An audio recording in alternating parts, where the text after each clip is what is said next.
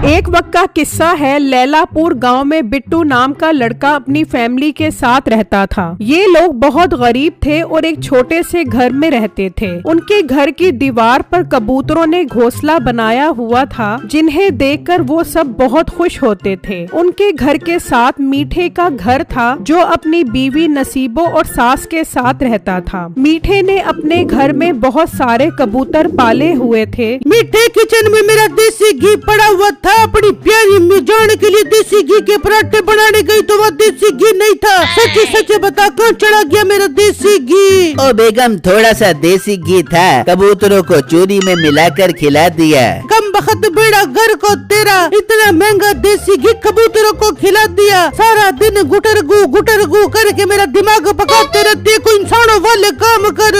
नसीबो, वैसे अजीब शौक है तेरे शोहर के। घर का सारा राशन उठाकर कबूतरों को खिला देता है। मीठे कोई रोजी धंधा कर, क्यों कबूतरों में अपना टाइम जाया कर रहा है? सासू माँ, मुझे राशन के ताने न दे। ये जो घर में राशन और दूसरा सामान आता है, ये मेरे कबूतरों की वजह से आता है। इनके अंडे बच्चे निकाल कर मार्केट में बेचता हूँ, तभी तो घर का निजाम चल रहा है। अब मुझे तंग न कर, मैं कबूतरों को दाना खिलाने जा रहा हूँ। ये कहकर मीठा कबूतरों को दाना खिलाने चला जाता है। वहाँ बिट्टू अपने घर वालों के साथ बैठा होता है। अरे बिट्टू जी, हमारे घर की दीवारों पर तो कबूतरों ने अपने घोंसले बना लिए हैं। इनकी पीठों की वजह से तो सारी दीवारें खराब हो गई हैं। मैं तो कहती हूँ इन्हें यहाँ से भगा देते हैं, वरना पूरा घर खराब कर देंगे। अरे बेगम, ये आप क्या बात कर रही हो? ये मासूम परिंदे हैं, अगर इन्हें बेघर कर देंगे तो ये बददुआ देंगे और इनकी बददुआ बहुत बुरी लगती है।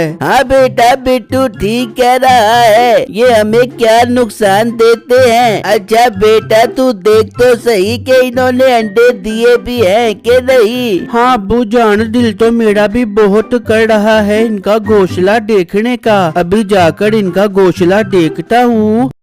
बिट्टू उनका घोंसला देखता है तो हैरान रह जाता है। वहाँ एक कबूतर के घोंसले में 2 सोने के अंडे होते हैं, मगर बिट्टू उन सोने के अंडों के बारे में अपने घर वालों को नहीं बताता। हाँ बेटा, कबूतरों ने अंडे दिए हैं कि नहीं? जी अब्बू जान, कबूतरों ने बहुत प्यारे सफेद रंग के अंडे दिए हुए हैं। तो बेटा, कबूतर सफेद रंग के ही अंडे देते हैं और गोल्डन रंग के अंडे देने से तो रहे। चल अब तू नीचे आ जा, ताकि कबूतर वापस अपने घोंसलों में जा सके। अरे वाह, अब तो हमारे घर में भी कबूतरों ने अंडे दे दिए हैं। नसीबो बाजी अपने शोहर के कबूतरों पर बहुत इतराती है ना, अब जाकर उन्हें खूब जलाती हूँ। वो घर से निकलती है और मीठे के घर आ जाती है। सुना चीला, खैर से आई है तू? ये कभी खैर से आती है भला? जरूर कोई न कोई चीज मांगने आई होगी। मांगने नहीं आई हूँ, बल्कि बताने आई हूँ। तुम और तुम्हारा शोहर अपने कबूतरों पर बहुत इतराते हो ना। अब सुन लो, हमारे घर में भी कबूतर आ गए हैं और उन्होंने अपने घोंसलों में अंडे भी दे दिए हैं। देख अम्मा, कितनी शौकी औरत है। जंगली कबूतरों ने जिसके घर में घोंसले बनाए हैं, उनके अंडों पर खुश हो रही है। अरे नसीबो बेटा, ये लंबी लंबी फेंक रही है और तू इसका यकीन कर रही है। इसके घर में कबूतर अंडे नहीं बल्कि डंडे देंगे। बोलते रहो तुम लोग, अब जब उनके बच्चे निकलेंगे तो लाकर दिखाऊंगी तुम सबको। मीठा खड़ा ये बात सुन रहा होता है। अरे यार, क्या पता ये सच बोल रही हो सकता है इनके कबूतरों ने अंडे दिए हों। मैं आज रात में जाकर देखूंगा। अगर वाकई ही कबूतरों ने अंडे दिए होंगे तो मेरे तो मजे लग जाएंगे। उनके अंडों को अपने कबूतरों के नीचे रखकर बच्चे निकलवाऊंगा। फिर जब रात होती है तो मीठा बिट्टू के घर जाता है और ऊपर चढ़कर देखता है तो वो हैरान रह जाता है। वहाँ सोने के 2 अंडे पड़े होते हैं। अरे वाह, सोने के अंडे! ये बिट्टू मोटा तो बहुत खोचल निकला। इसके घर में कबूतरों ने सोने के अंडे दिए हुए हैं और इसने कानों कान भी खबर नहीं होने दी। मीठे, यही मौका है अमीर बनने का। पहले मैं बाजार में इन अंडों की कीमत लगवाता हूँ और फिर इन्हें आकर उठाता हूँ और ये खबर जाकर नसीबों को सुना बनाता हूँ। मीठा वहाँ से चला जाता है और घर आकर नसीबों को सारी बात बताता है। अरे मीठे ये क्या कर रहे? सोने के अंडे मीठे अपने तो मुझे लग जाएंगे, तू अभी जा और वो अंडे लेकर आ। अरे बेगम तू पागल तो नहीं हो गई? अभी वो अंडे उठा लिए तो उसकी बीवी पेट की बहुत हल्की है, पूरे गांव में ढंडोरा पीट देगी। पहले मैं इन अंडों का सौदा बनाता हूँ, फिर वो अंडे उठाता हूँ। हाँ मीठे ये बात तो ठीक की है तूने, तू कल ही बाजार जा और उन अंडों का रेट लगवा।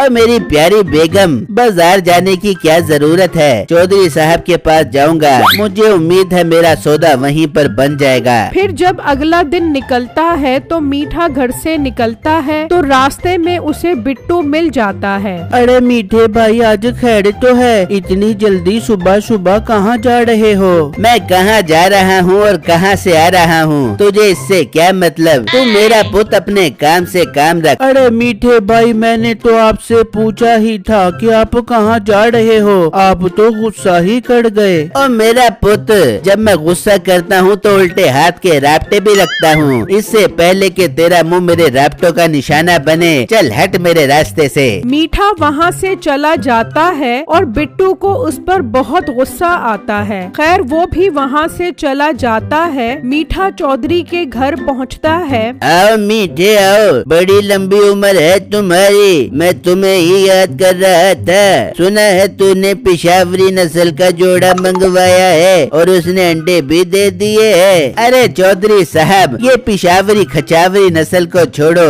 आज मैं आपको जो बात बताने आया हूँ वो सुनकर आप दंग रह जाओगे। ऐसी क्या बात बताने आया है मीठे जो मैं सुनकर दंग हो जाऊंगा?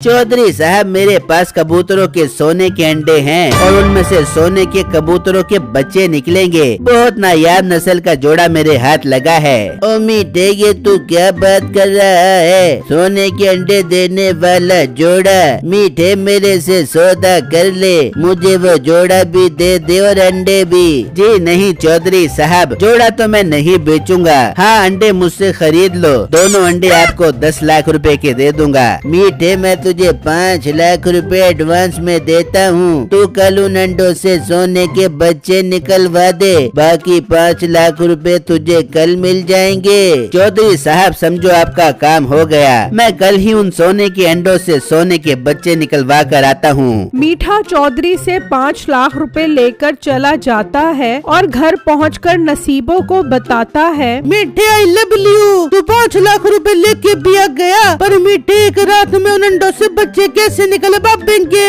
अरे बेगम परेशान होने वाली क्या बात है, इसका हल भी है मेरे पास, बस तू रात होने दे फिर देखी मेरा कमाल। फिर जब रात होती है तो मीठा बिट्टू के घर जाता है और वहाँ से वो सोने के अंडे निकाल कर चला जाता है और घर लाकर उन्हें एक जगह पर रखता है और उनके सामने हीटर जला देता है। मीठे जवाब नहीं तेरे दिमाग का, इस हीटर की गर्मी से सुबह तो दूर, ये घंटे बाद ही बच्चे निकल जाएंगे। अरे बेगम तेरा शोहर है ही इतना जाबिर दिमाग वाला, मेरी जहानत का कोई भी मुकाबला नहीं कर सकता।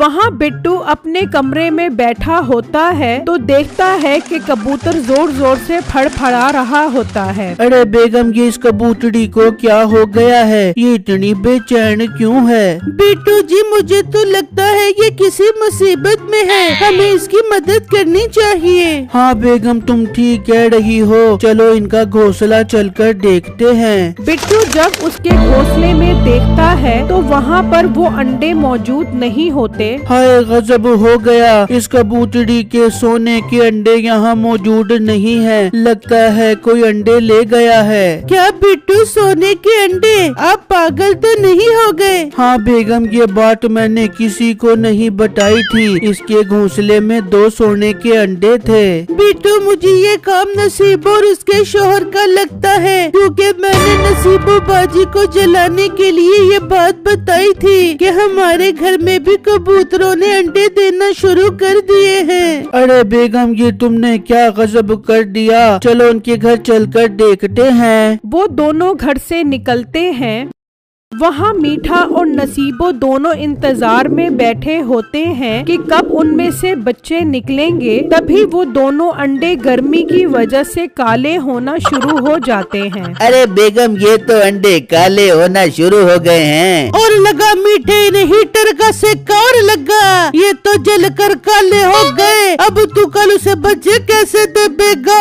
अरे बेगम, मैं कल चौधरी को 5 लाख रुपए वापस कर देता हूँ और अब हम कबूतरी के दोबारा अंडे देने का इंतजार करते हैं। जैसे ही वो अंडे देगी चौधरी को वो अंडे बेच दूंगा। बिट्टू और उसकी बीवी ये सारी बात सुन लेते हैं और वो दोनों घर आकर एक नया प्लान बनाते हैं। और फिर जब अगला दिन होता है तो मीठा चौधरी को 5 लाख रुपए वापस कर देता है। मीठे, ये तो कोई बात न हुई। तूने उन सोने के अंडों से बच्चे निकलवा के देने थे, तू पैसे ही वापस ले आया है। चौधरी साहब, अगर लेने हैं तो सोने के अंडे ले लो, अपनी कबूतरी के नीचे रखकर बच्चे निकलवा लेना। मेरे पास अंडों से बच्चे निकलवाने का टाइम नहीं है। चल ठीक है मीठे, तू ये 5 लाख रुपए ले जा और मुझे अंडे ही ला दे। ठीक है चौधरी साहब, आपको 15 दिन बाद वो सोने के अंडे मिल जाएंगे। वहाँ बिट्टू 2 सफेद अंडों पर गोल्डन रंग चढ़ा देता है और उसे घोंसले में रख देता है। फिर अगले दिन नसीबो बहाने से घर आती है तो घोंसले में कबूतरी बैठी होती है। वो जाकर मीठे को बताती है, हाँ बेगम, अब तो लेकर आई है कमाल की खबर। हम आज रात में ही वो अंडे चोरी करते हैं और कल चौधरी साहब को बेचकर माला माल हो जाते हैं। फिर रात में मीठा बिट्टू के घर जाता है और वहाँ से वो अंडे उठा लेता है और जब सुबह होती है तो वो अंडे चौधरी के पास ले जाता है। लो चौधरी साहब, आपके 2 सोने के अंडे ले आया हूँ, ये लो और मुझे बाकी के 5 लाख रुपए दे दो। अरे वाह मीठे, अंडे तो वाकई सोने के लग रहे हैं। इन्हें मैं अपनी कबूतरी के नीचे रखता हूँ। मजा आ जाएगा जब इसमें से सोने के बच्चे निकलेंगे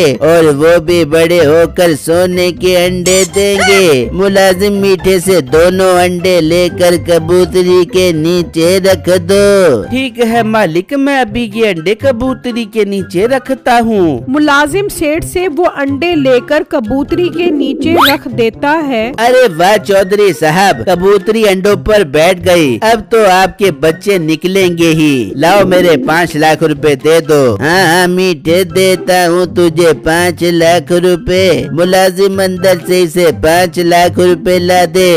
तभी अचानक वो कबूतरी दोनों अंडे नीचे फेंक देती है तो वो पानी में गिरते हैं, जिसकी वजह से उनका रंग उतर जाता है। मीठे, ये क्या? ये तो अंडों पर से रंग उतर गया है। इसका मतलब तू अंडों पर गोल्डन रंग चढ़ा कर आया है। अरे चौधरी साहब, मुझसे कसम उठवा लो, मैंने इन पर रंग नहीं चढ़ाया, बल्कि मैं ये अंडे बिट्टू के घर वाले कबूतरों के घोंसले से लेकर आया हूँ। अपना मुंह बंद कर, मुझसे धोखा करता है। मुलाजमों से कैद खाने में बंद कर दो, अब ये सारी जिंदगी वहाँ पर रहेगा। वो मीठे को ले जाते हैं। इस तरह बिट्टू की और उसकी कबूतरी की जान मीठे से छूट जाती है और अब वो कबूतरी 2 और सोने के अंडे देती है, जिनमें से 2 सोने के बच्चे निकलते हैं।